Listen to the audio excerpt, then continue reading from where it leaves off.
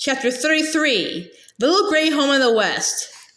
Laura was ready when Almanzo came. She was wearing her new black cashmere dress and her sage green poke bonnet with a blue lining and the blue ribbon bow tied under her left ear. The soft black tips of her shoes barely peeped from beneath her flaring skirt as she walked.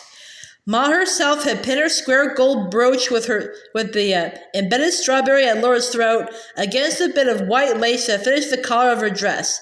"There," Ma said. "Even if your dress is black, you look perfect."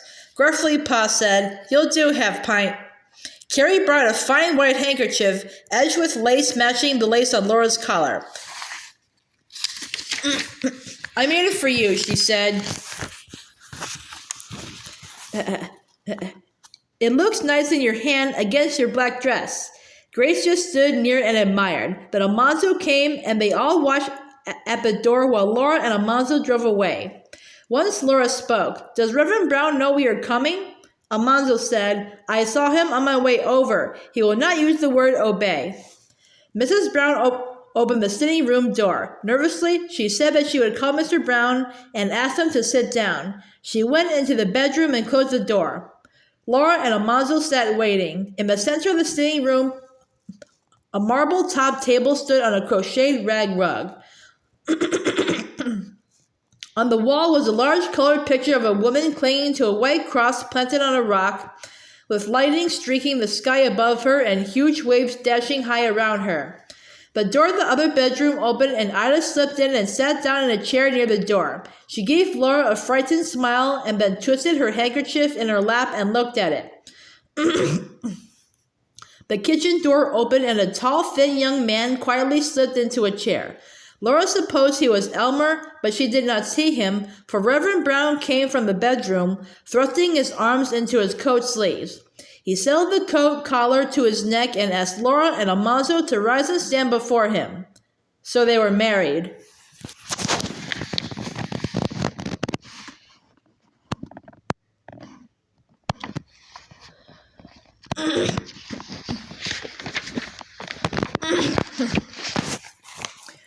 Reverend Brown and Mrs. Brown and Elmer shook their hands, and Almanzo quietly handed Reverend Brown a folded bill. Reverend Brown unfolded it, and at first did not understand that Almanzo meant to give him all of $10. Ida squeezed Laura's hand and tried to speak, but choked. Quickly she kissed Laura, slipped a soft little package into her hand, and ran out of the room. Laura and Almanzo came out into the sun and wind. He helped her into the buggy and untied the horses. They drove back through town. Dinner was ready when they came back. Mom and the girls had moved the table into the sitting room between the open door and the open windows. They had covered it with the best white tablecloth and set it with the prettiest dishes. The silver spoons and the spoon holders shone in the center of the table, and the steel knives and forks were polished until they were as bright.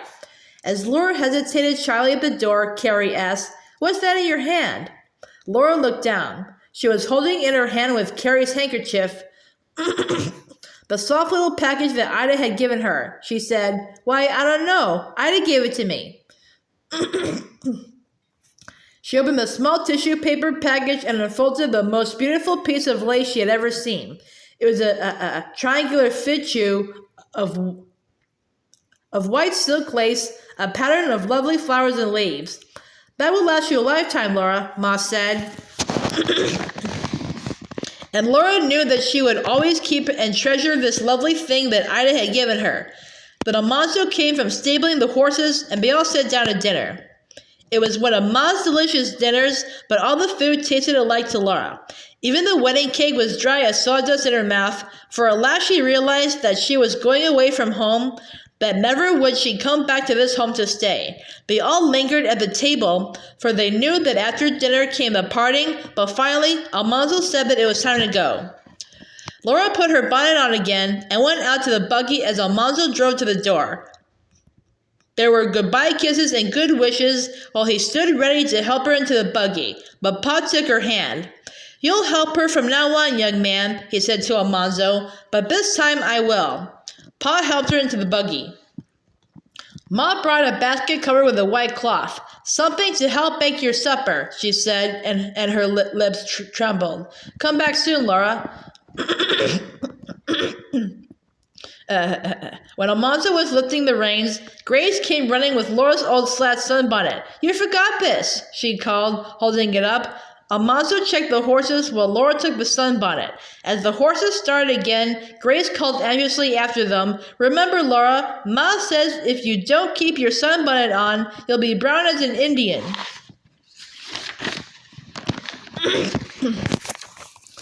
So everyone was laughing when Laura and Almanzo drove away.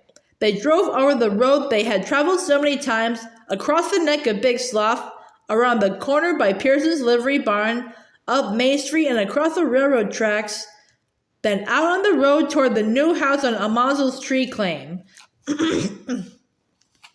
It was a silent drive until almost the end, when for the first time that day, Laura saw the horses. She exclaimed, "Why, you are driving Prince and Lady." "Prince and Lady started this," Almanzo said, "so I thought they'd like to bring us home, and here we are." The tracks of his wagon and buggy wheels had made a perfect half-circle drive curving into the grove of little sapling trees before the house. There the house sat, and it was neatly finished with siding and smoothly painted a soft gray. Its front door was comfortably in the middle, and two windows gave the whole house a smiling look. On the doorstep lay a large brown shepherd dog that rose and politely wagged to Laura as the buggy stopped. "Hello, Shep," Almanzo said. He helped Laura down and unlocked the door. "Go in while I put up the horses," he told her. Just inside the door she stood and looked. This was a large room. Its walls were neatly plastered a soft white. At its far end stood a drop-leaf table covered with moss red check tablecloth. A chair sat primly at either end of it. Beside it was a closed door. In the center of the long wall at Laura's left, a large window let in the southern sunshine.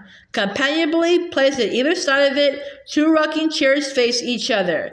Beside the one nearest Laura stood a small round table, and above it a hanging lamp was suspended from the ceiling.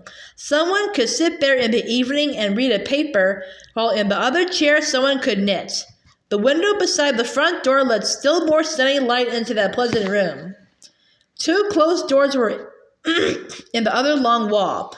Laura opened the one nearest her and saw the bedroom. Her dove-in-the-window quilt was spread upon the white bed, and her two feathered pillows stood plumply at the head of it. At its foot, across the whole length of the partition, was a wide shelf higher than Laura's head, and from its edge, a prettily flowered calico curtain hung to the floor. It made a perfect clothes closet. Against the wall under the front window stood Laura's trunk. She had seen all of this quickly. Now she took off her poke bonnet and laid it on the shelf. She opened her trunk and took out a calico dress and apron. Taking off her black cashmere, she hung it carefully in the curtained closet, then slipped into the blue calico dress and tied on the crisply ruffled pink apron. She went into the front room as Almanzo came into it through the door by the drop-leaf table. "All ready for work, I see," he said gaily as he set Ma's basket on the chair near him. "Guess I better get ready for my work too." He turned at the bedroom door to say, "Your mom told me to open your bundle and spread things around." "I'm glad you did," Laura told him. She looked through the door by the table. There was the lean-to. Almanzo's bachelor cook stove was set up there, and pots and frying pan hung on the walls. There was a window and a back door that looked out at the stable beyond some little trees. Laura returned to the front room. She took up Ma's basket and opened the last door. She knew it must be the pantry door, but she stood in surprise and then in delight, looking at that pantry. All one wall was covered with shelves and drawers, and a broad shelf was under a large window at the pantry's far end.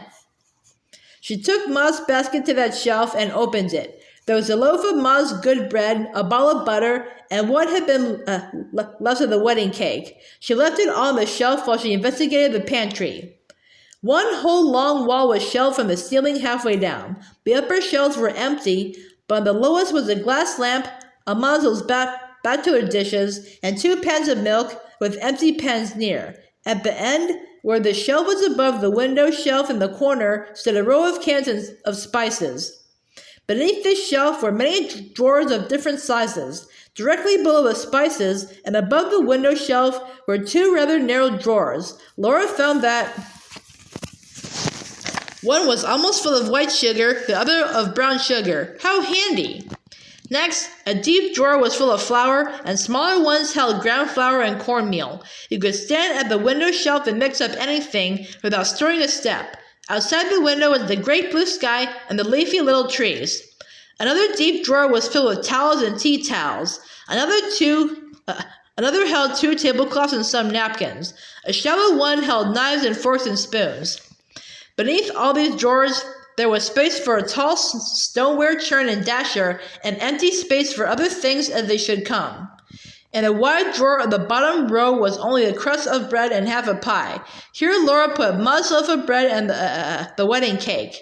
She cut a piece from the ball of butter, put it on a small plate, and placed it beside the bread. Then she pushed the drawer shut. By the iron ring fastened in the pantry floor, she knew there was a trapdoor. She straightened the ring up and pulled. The trapdoor rose and rested again against the pantry wall opposite the shelves. There, beneath where it had been, the cellar stairs went down. Carefully covering the ball of butter, Laura carried it down the stairs into the cool, dark cellar and set it on a hanging shelf that swung from the ceiling. She heard steps overhead, and as she came up the cellar stairs, she heard Almanzo calling her name.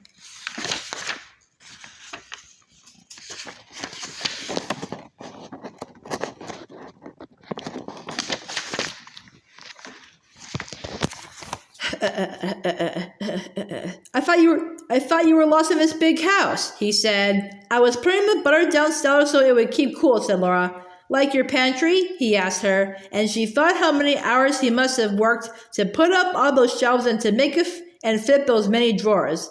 Yes, she said. Then let's go look at Lady's big little colt. I want you to see the horses in their stalls and the place I have fixed for your cow. She's picking it out to grass now, just out of reach of the young trees.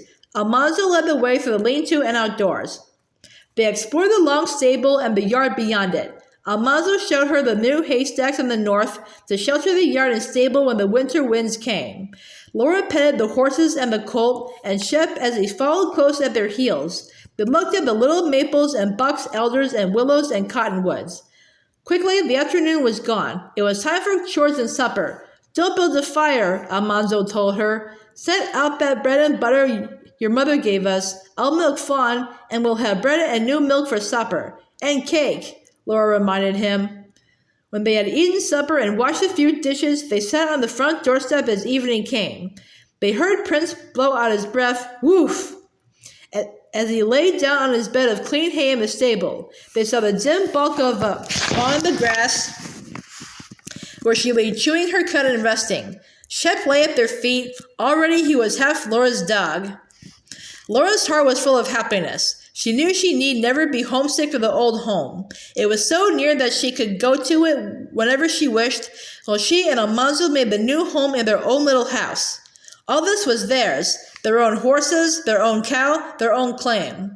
The many leaves of their little trees rustled softly in the gentle breeze. Twilight faded as the little stars went out and the moon rose and floated upward.